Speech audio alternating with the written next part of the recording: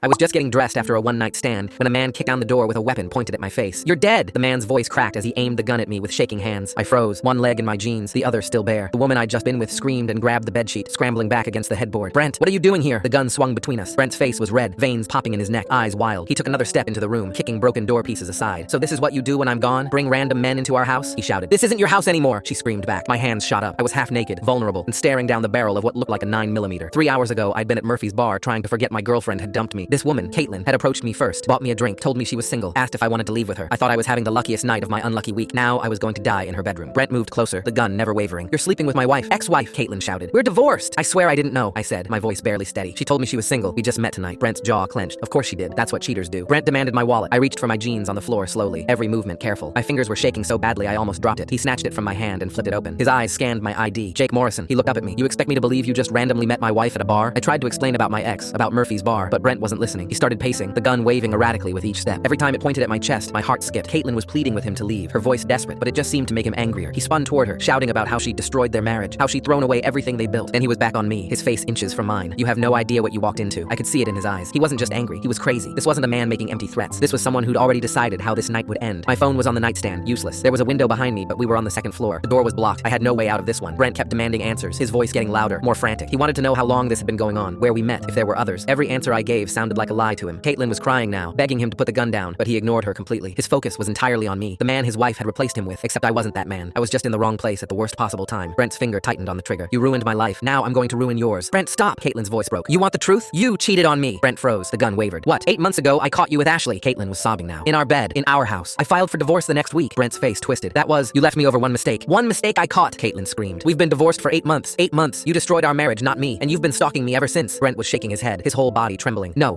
you left because you wanted someone else. You wanted to replace me. That's why I left because you betrayed me." Caitlin pointed at me. "This man has nothing to do with us. We met 3 hours ago at a bar. He didn't even know I was divorced." Brent looked at me, then back at Caitlin. His eyes were wild, unfocused. The truth was crashing into his delusion, but he couldn't process it. "You've moved on," he said quietly. "I see you with different men. You go out. You're happy. Like I never existed." "Because you broke my heart," Caitlin cried. "Because I'm trying to heal from what you did." Brent raised the gun again. His hand was shaking violently, but his finger was on the trigger. The look in his eyes was terrifying. He wasn't seeing reason. He wasn't backing down. He was past the point of logic. "If I can't have you," Brent whispered, "then no one can." The gun steadied, aimed directly at me. Time slowed. This was it. "Police! Drop the weapon!" The shout exploded from the doorway. 3 officers burst in, guns drawn. Brent spun toward them, his gun still raised. "Drop it now! Do not move!" Brent's face was a mask of confusion and rage. For a second, he looked like he might point the gun at the officers. Then it clattered to the floor. Officers rushed forward, forcing him to the ground, cuffing him. "We got a call from neighbors," one officer said, checking on us. "Breaking and entering, assault with a deadly weapon." Brent was shouting, incoherent, as they dragged him to his feet. Something about his wife, his house, his life. The officers hauled him out. Caitlin and I stood in her apartment with the broken door. I was still shaking, still processing how close I'd come to dying. I looked at her. "Well," I said, "at least he walked in right after I climaxed and not before."